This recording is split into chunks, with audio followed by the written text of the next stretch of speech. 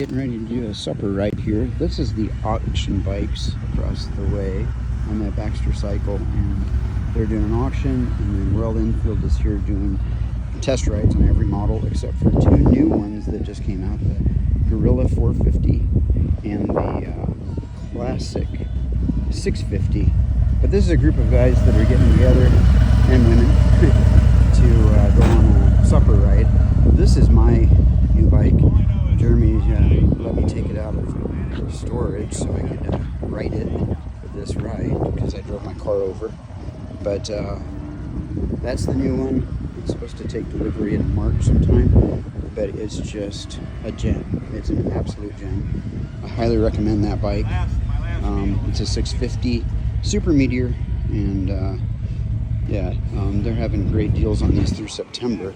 They're getting a lot of kit for it. The hard bags, the windshield, the touring seat with the backrest, and I'm having some other stuff added to it. It's just a fantastic bike. So on the supper run, we got everything on here. So, there's one trike. A couple of Royal Enfields. Two Vincents, same year. These are gorgeous bikes. And this big GS. And there's Indian. I thought I seen a piece back. I got great looking bikes here.